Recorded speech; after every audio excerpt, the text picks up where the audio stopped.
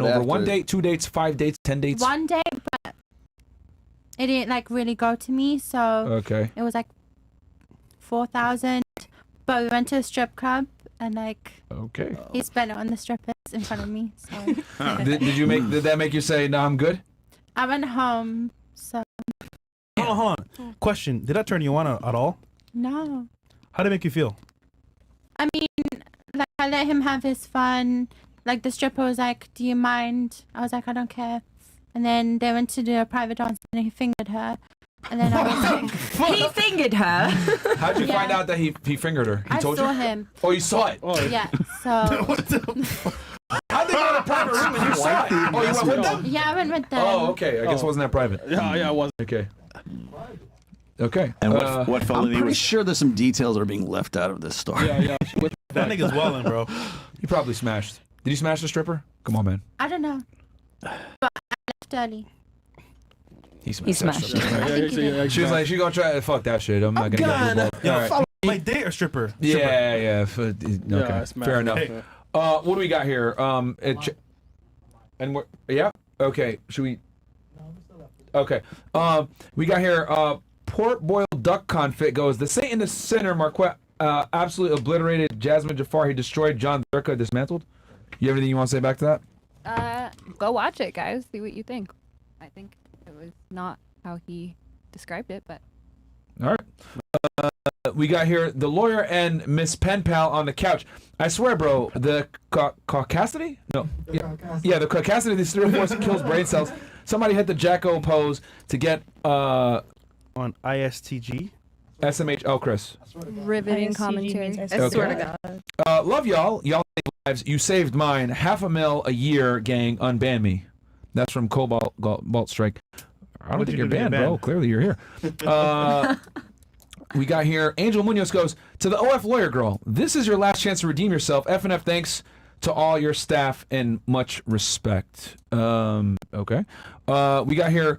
Myron's subconscious goes, what reason would you or did you use to validate the last time you cheated in a relationship? And if the roles were reversed, would you have accepted your man giving you that reason? And fellas, please translate to womanese. Okay. So did anyone cheat at all? And then what was the reason behind it? How about this? No. Okay. I know what it is. All right. How many of you have cheated before? Let's go ahead and just use the thumbs up first so that we have a body of work here. Green if you have cheated before. If you have ever cheated before. Green if you have ever cheated before. They're never going to admit this shit. Why do you always lying?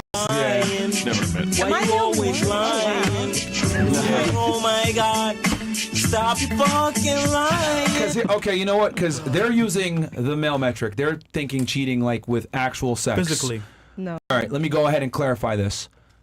When cheating, just so I, qualify this, it's talking to another guy, entertaining, potentially talking to another guy, going out on girls' nights out, putting yourself in situations to meet other men. All of that constitutes cheating, ladies. Okay. I know some of y'all are like, that's not true, but it's insecure. For the purposes of this podcast, just so that we're on the same, footing here, it means even going out when you have a guy would be constituted as cheating. It's just that most guys don't have the balls to tell you that. Okay? Or putting yourself in a position where other men can talk to you. Now, I better see all fucking greens here. Have you ever done that while in a relationship? Any of these things? Bro, I swear to God, man. I will check Instagram right now. Bro, I will pull up your IG right now. Okay. Guys, come on. That's cheating to me. But Yeah, again, you're because we're looking at it from the male perspective. No. Oh, I'm so disappointed. So, all right, y'all are fucking lying, but that's fine. Bro, Since the girl's saying the Reds. with the Reds. Okay, and then we'll go back to it, Chris. So now that we know, and hold them up real quick, ladies. Hold them up again, one more time. Hold them up. Oh, God. Remember, have you ever cheated on your guy? And it's with the rules I gave, right? With even talking to another man, etc.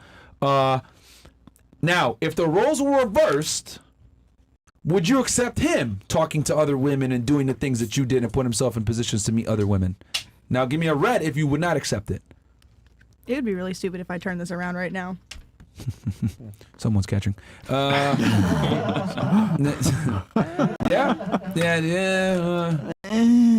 Interesting. Okay. So they would get mad. All right. Okay. That's how the easiest way to do it, man. Because if I try to go around the pound, like, what the fuck? Okay. What do we got here? Ratings from the couch to Michael. Oh shit. dog. Okay. He's here right now. IRS scam caller. From couch to Michael. Oh, okay. Oh, all right. It's not, okay. He's giving So Candace starts a right 3. there. Starts right there. No. Couch. Okay, London. Couch. London a 3. Why do you call it IRS scam caller? Okay. Oh, 'cause they have accent. Okay, whatever. Pixie Stick a 1. Whoopi Goldberg 1. Oh, Noor a 5. That ain't love. Cuck a 3. That ain't love, Fake man. Lawyer 4. Walmart Iggy 3. 304 Nurse 3. Failed Abortion 3. Nigga Blondie 2. Okay. Anybody disagree that they received on tonight's show? Disagree with the real I've never come out on top before. How about this? Let's go. Nigga Blondie, oh shit. Ooh. This one will do. Nigga. Twitch. Yeah. Kill Twitch and Facebook. All right. So what would you rate yourself on a 1 to 10? Assuming a 10 is perfect and, top tier, hottest girl in the world. What would you rate yourself on a scale of 1 to 10? We'll start right here. A 6. A 6. Okay. And about- why? No. Okay. What about you? A 5 or a 6. Or Pick one. a 5. I'll do 5. Yeah, sure. Yep. What about you? What would you rate yourself on a 10? A 6 on a good day. Okay. Come on. Fresh out the shower, 6. Right now, 7.5. I'm a PhD. All right. Wait, what? Who was that? What did you say? What about you? 5. Okay. 3.2267. Stupid. That's too accurate. Break it down. Precise. Can you give us a real number here? I think it's a juvenile question, so I gave a juvenile answer. Oh, there you go. Just kidding. Okay. Why is it a juvenile question in your opinion? Because while there is an objective component to beauty, there's also a subjective component, and I don't walk around like going, is it an 8 or a 9 or is he a 7 or a 6? Like, I'm not crazy, so I don't do that to myself either. Okay, give us your subjective take on it then. What do you mean? You Like, said I think the rating scale is the problem. Not like I don't think people are like 8, 9, 10. Like, that's like, are you 12? Yeah, but other people think other people are 8, 9, 10. Not the people I know. Like, the people I know don't walk around and I'm not like, oh, well, he's a 7, but he has this trait. Right, so but they he's a do 9. have subjective ratings for humans. Just like, again, you would have subjective ratings for like different houses you'd want to buy or a different car. So how I would do You it is rate- like attractive, unattractive, super attractive. But you could super also unattractive. stratify those people as far as how attractive they I are. don't do that. You So- don't. But you could. But you could. Like, because otherwise you'd sleep I with would every guy you found never- attractive. No, because but I don't pick just based off physical attractiveness, A. And B, I don't go, oh, okay, he's 2 inches taller, so that's 0.274 more, and this is like, I think the scale No, is... correct. But the you would scale is- stratify them. The scale is whimsical and arbitrary to me. I think it's partially arbitrary. It's partially objective. It has to be. I think there is a objective component to beauty, but there is a large subjective and cultural component as well. But you admitted that by saying I don't judge just based off that alone. So if you were to judge just based off that alone, which you can clearly do because you differentiated the two, correct? So if you were to judge just based on if purely I look at aesthetics, them, I don't go 7, 6, 5. yeah, but if you had to, you could. Are you like incapable? Yeah, I would never waste my brain energy on that in my entire life. Maybe it's not about After I was like 10. Maybe it's not about wasting your brain energy, but right, you have ancestors, and those ancestors had to judge men on their physical appearance at some point, or else they wouldn't be able to. Like, my point isn't that I have an issue with judging men. My point is doing it on a 1 to 10 scale because I just don't do that. How about a 1 to 100? I was going to say, what scale are you That's even a crazier. 1 to a 76 scale. Can you, You do guys that? didn't like my fractions, so. All right. Stupid. All right. Now you see- Now I'll see why Sartain- they kicked her off last time. Like, just being difficult for no fucking reason. Yeah, for no reason. You know what I'm saying? That's I'm just why. giving you my honest opinion. No, you kicked me off last time for the stats. Look, I didn't. Let me make this extremely clear.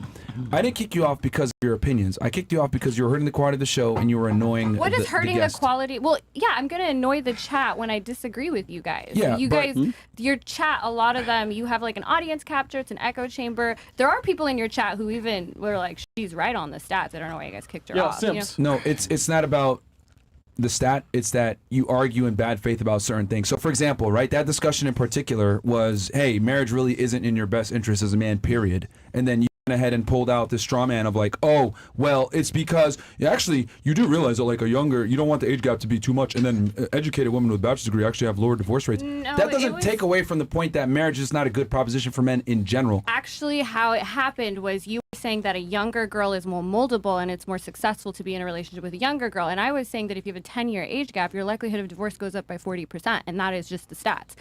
That was how that happened. And then we got into selection bias because I've tried to explain to you multiple times that if you're just looking at the women that are getting divorced and you're like 70% of women initiate divorces and it goes up for college-educated women.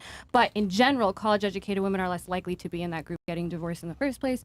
You didn't like that. No, it's that, see how I said something that's objectively true and then you went ahead and you framed it in a way to make an argument for a stance that you have. I'm just saying younger women in general tend to be more impressionable, are going to follow your lead and they're better partners.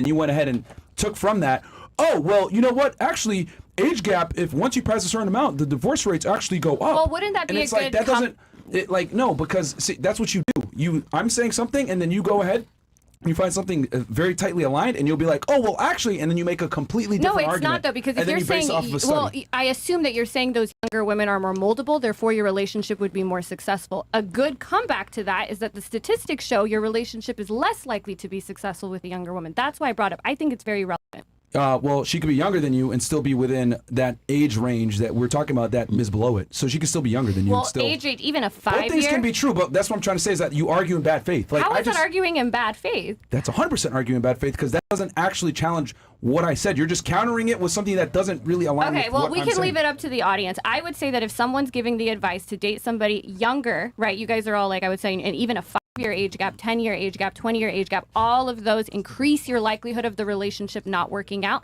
divorce, like statistically. So maybe that's not the best advice. Maybe even though they're moldable, they're clearly not moldable enough because the likelihood of divorce is going up. So that's what I was saying. I don't think that's arguing in bad faith. It is because I'm just saying, because you brought it to a completely different topic. I don't think that's a different topic, but okay.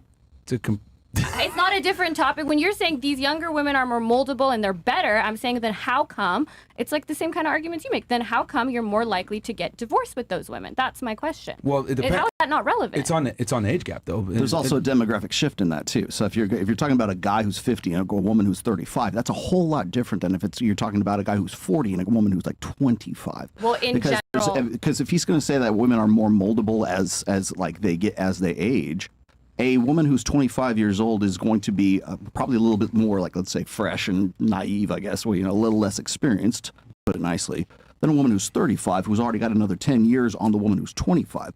So is the 35-year-old woman also as moldable as a 25-year-old? And I would argue that that's not the case. Well, and then the super young, I'm sure if you guys actually are looking at stats, I think you do a good job of this. A woman younger than 25 is more likely to get divorces too. The good ages are 25 to 32 are the best ages to get married statistically for the least likelihood of divorce. Yeah, well, unfortunately, that's not how it works right now. It's what is the average age of first marriage is 30 for women and 32 for men. I get that, but a lot of this show is saying, oh, these younger women are better and they're moldable and blah, blah, blah. And I'm saying those younger women are actually, by following the advice of this show, you are putting yourself at a greater statistical likelihood of divorce. That was my argument. Well, you're also, here's the thing, you're not taking everything into account. We also teach guys you need to be financially, aware. You need to be in shape. You need to have frame. You need to be a leader. You need to be dominant, etc. All these other things come into play, and then you go ahead and get the younger woman. So you're missing out all the other stuff we're getting as advice. Contextually, what I'd like to know is, so there's like a top 5 reasons for divorce, and the majority of the divorce is initiated by women. So my question is, where there's a larger age gap, what are those top 5 reasons? Are they the same top 5 reasons if you're talking about somebody who's 3 years apart? 3 years, I don't think there was any great statistical likelihood of your divorce going up for 3 years. But the 5-10 years, I think it was. What I'm saying is like are the reasons the same? The reasons. Like for instance, I think domestic abuse is like third. Yeah, like I know in general, like infidelity, lack of commitment, those are. But I don't know if I've seen any data specifically singling out the couples with the biggest age gap and why those couples specifically got divorced. Yeah. So. Like I said, because you're saying, because you're only taking one piece of information and saying, well, statistically speaking, the rates of divorce are, going to go up, which that might be true. But if you follow the other things we teach, getting your money on point, getting in shape, having frame, not being a loser, not letting women lead, you know what I mean? Like being dominant and assertive, that's going to make you way more attractive. I mean, maybe, but I haven't seen any data on that either. That if you're this and you're that and you're richer, then the woman that's 10 years likely is less likely, 10 years younger than you is less likely to divorce you. I think the money, because there is a lot of evidence that the more money you make up to a certain point. 300K. Yeah, and then it goes to like 600 and then it goes up and it's like a whole thing. But other than that, I haven't seen that fit men are less likely to get divorced or any of those other things you're saying. The money one is the only one that has statistical I'm significance. curious how you'd measure fit men getting divorced. I don't know. Yeah, That's why I'm that would asking. be No, you never would. But and there's probably never going to be a way to measure that. But what I am saying is that when you look at guys that get divorced or whatever, what happens? They don't see it coming. Why don't they see it coming? Because they don't understand female nature. They don't understand frame. They don't understand being I see attractive. what you're saying, yeah. So that's what I would use to measure it. I think what he's saying is what you're saying is relevant, but the thing is, these are men who are just dating women because they're younger and they're still not prepared to date women at all, and so the difference in age gap is a problem. But you're saying if you're financially successful and you're able to lead, that this would not be an issue. Yeah, because the thing is, when most guys get divorced, they don't see it coming a lot of the times. So when they don't see it coming, well, that tells me you don't know what the fuck is going on. You're unaware. You don't realize that you already lost a relationship years ago, months ago, whatever, and it's because you don't have frame. I'd be curious as to, I think one of the main reasons why a woman who's like 15, 10, even 20 years younger than someone is marrying them, I think they would be financially stable, but maybe they're not. Well, yeah, that's of course that's a component, but that's the problem because he relies on that too much. With all due respect, all speculation. wait, I want to say something quickly. I think with all due respect, even if you have all those great things going for you, when it comes to people getting young and people getting married young in general, they're much more likely to divorce. And I think a big part of that is that your brain is fully not developed. Your long-term decision-making skills are not fully developed. So I think like even if you're like this amazing guy, if you're getting married with a woman who's like too young, as she like matures and grows older and that part of her brain changes, she might start making different decisions. So I think that's another reason to keep in mind that like, hey, maybe waiting like a little bit later is a better choice because she's more emotionally and mentally mature and can make stable decisions. Yeah, and 25, I think that's literally 25, 26 is when the prefrontal cortex fully develops. Right. So that's funny you should say that. Couples who marry before age 32 experience lower divorce rates. Well, look at between 25. There's a sweet spot in terms of marital age for those looking for the least risk of divorce. That's because couples who marry at 25 are 50% less likely to divorce compared with couples who marry at 20. But those who marry after age 32, divorce rates increase by 5% per year until the age they are wed. Yeah, that's why I said 25 to 32. So that so lines younger. with exactly. Well, the 25 is the sweet spot, right? Yeah, 25 to 32. People, when they say, oh no, get a woman as like young as possible, 18, that's when you start running into the fact that her brain's not fully developed. So you can be this amazing person, she's still not fully emotionally, mentally matured. Between 18 and 28 is when women are in their party or their whole phase, as it is anyways. That's when they're at their peak agency. What's better, for her to be molded by society or be molded by you? Yeah, she's impressionable at that point. She isn't like fully developed, as you guys would say, but why not develop her under your frame where she understands through your lens how to operate, how to move, how to behave, etc. I think it's better for me to take her when she's still impressionable and mold her into the woman that I want versus society doing it for me. Let's be honest, society's going to turn her into a promiscuous whore that thinks that it's okay to sleep around and do a bunch of stupid shit and have indiscriminate sex with the highest status guys that she can get, and then she's going to be fucked up when I get her. Well, I think the point is that even if you try to mold her, just because like mentally she's not fully developed, she might be making these choices with you that once her prefrontal cortex is fully developed, she'd be making different choices. So it's like, okay, like you can still find a partner that has your same values aligned, that you don't risk the whole idea of like, oh no, now you have the mental maturity, things have changed, the brain chemistry has changed, and now you have that risk. So I think it's a little bit less riskier to find. Could the risk be because, men find her the most attractive in that period between, let's just say, 18 and 23, that also her relative attractiveness, she's aware of it because of, let's say, social media, that makes it more likely for her to want to divorce. You saying that? No, I think the risk is literally just the fact that since the prefrontal cortex isn't like fully developed and hasn't slowed down yet, like if people find her attractive, don't find her attractive, it's just not the same level of decision making, a 23-year-old making a decision as like a 25-year-old. Right, but that's what I'm saying. Like so for instance, her ability to determine this is wrong, I'm in a relationship and I shouldn't be doing this, is not fully formed before the age of 25. So even though she's more attractive to most men, her ability to stay in the relationship is it's going to be harder for her because she's under the age of 25. So do you think they're all divorcing under the age of 25 too? Because I think the average amount of years people are married is like 7 years. So are you saying that 5 to 9, so 7. Yeah. So are these people that are marrying at like 19? You're saying they're getting divorced? I don't know. That's what I'm asking. I'm saying the proposition of, is that one of the reasons why you think that the divorce rate would be higher with a greater difference in age? Why do you think? Is that why you think? I don't know. It could be. I mean, because like we want them more, but that means they have more options. So in that case, they would need to be divorcing while they're still in their peak ages. So that could be. So I mean, so I'd 5 be to 7 years, interested in 18 to 25 is 7 years. Yeah, maybe, but I don't know. If And also keep in mind, women are fairly delusional as to like where their sexual market value peak actually is. Women tend to think it's 5 to 10 years actually what it really is. So then that would be going kind of. No, but you're saying they'll like you said women will divorce at like what 25 to 32? No, I said 25 to 32 is the best ages where they'll be least likely to divorce. Under 25 has a higher likelihood, and over 32 has a higher likelihood. Sorry, Hero. Well, the other thing too is that I would say the internet, right? The grass is that's the whole. When I'm looking at the study right there, it's comparative to where we were like in the 20th century versus the 21st century. So if you look at divorce rates, they tend to be going down because fewer and fewer people are actually getting married in the first place. So we're at the lowest rate of marriage, like recorded history, like 5.1 per 1,000 or 6. I think we might have come up to 6 recently, but it was at 5.1. And has gone steadily down since 1965 when hormonal birth control was introduced. Do you know the one group of women where it's not going down for, though? It is highly educated women and women of high socioeconomic. Yes, because they have more resources to lose. That's why. But still, so there's validity in what you're saying, but also the ones who do get divorced are the ones who are college educated. So the stats reflect in both ways. No. So the ones who are least likely to get divorced are the ones who are college educated, but then the ones who get divorced, the majority of them are the college educated ones. That doesn't make sense. No. So two different stats. Think about it. Separate your brain. The ones who, so you're saying that there are women who are college educated, they are the least likely to get divorced, but of the ones who do get divorced, the majority of those women who do get divorced are college educated. You get it now? I would say that those women that are, yes, I think if you're college educated, you have resources, you're going to be less likely to stay in a shitty situation for money. I agree with you there. Okay, but you see how they're saying that the stats play out from that perspective as well. And another thing that I want to mention is I think the disparity when we're talking about these stats is like,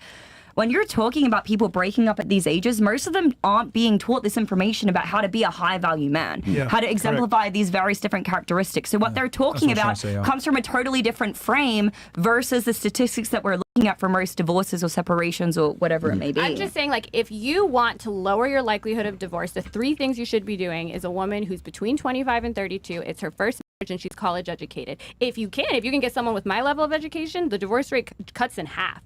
Highly educated people, one, we're getting married more than everyone else is going down, we're going up. This is the best thing you can do. If you want to have a long marriage, go get college educated, marry between 25 and 32. What about a woman's previous sexual partners before she's married? So there's that. Are you talking about the Institute of Family Studies? So I guess in that case, after 9 or 10, it goes up, but 2 is apparently the worst. So if you have 2 partners, you should have sex with a few more, and then you'll be in the sweet spot, I guess. What I meant before was the concept of, I don't know if you can pull up that study, but the new one, right? Yeah. They surveyed women. They surveyed 7,000 women, and they asked them, the ones who said that they cheated and the ones who said they didn't cheat. The ones who did cheat said that they had had sex with about 9 partners, and the ones who didn't cheat, it was about 3.8. And so it was 230% more sexual partners for women who did cheat than didn't. Yeah, so I agree. High body count does increase your likelihood of divorce, but actually that isn't as significant as the 3. I said the top 3 things. That's not the only 3 things you should look for. So I think that's totally fine. If you are somebody who's like, I really don't want to get divorced, blah, blah, blah. I want to find someone who's like, if you are virgins getting married, have the least likelihood of divorce, you can do all that. But to say, oh, I'm only going to look at body count, but then I want a girl who's 19, not college educated, blah, blah, blah, you're kind of shooting yourself in the foot is what I'm saying, statistically. Well, here's the thing, because you were saying like, oh yeah, that's actually bad advice because you guys tell guys to get women that are young but in their peak years, 18 to 23. What I'm saying is that that's just one component of what we tell guys to do. But on top of that, right, that ability to do that is contingent upon your skill set as a man and your competence. Are you getting money? Are you in shape, etc.? Are you actually more than likely the best option that she can get compared to her peers? If the answer is yes, then you're going to be fine. Like, I get what you're saying. Well, actually, how do you know they're going to be fine? Do you just feel it? How do you, where are you getting that if you have your money right, etc.? Because I assume that if you're a 20-year-old and you're marrying a 35-year-old, you're not going to marry, and you're attractive, you're not marrying broke 35-year-old, but you're still going to be likely to divorce him. So I'm curious as to why you think that. Because what you're saying here is you're just going off of just strictly age, but for average people too. Like remember, keep in mind, all these guys that are getting divorced, etc., they're fucking suckers. Oh, happy wife, happy life. My wife is the boss. Like all this bullshit that we've indoctrinated men to believe where women are leaders. They're not. And do you think this is overrepresented in the group that's marrying younger women than the norm? 100%, because most men are simps, and most men don't understand what it takes to be attractive to women, because the things that make a man attractive are not politically correct. So it's not often taught. If you do teach guys these things, what happens? You get canceled. You get called a misogynist. You get labeled like we are, where we're assholes. But we tell guys what it takes to really be attractive to women. And unfortunately, when you display these things, it's unfavorable to women, because you start to reveal the unflattering realities about female nature. Women want the best guy. Women want a guy that's better than them in every single regard. Women are very surface level when you actually look at what they're attracted to. Women, what they're attracted to is actually way more linear than guys think from a physicality standpoint. So when you start to say these things, you get labeled a misogynist and they censor you. So most men have not had this information for decades. So, but are simps more likely to marry a woman 10 years younger than them? That's my question. Like, if the divorce rate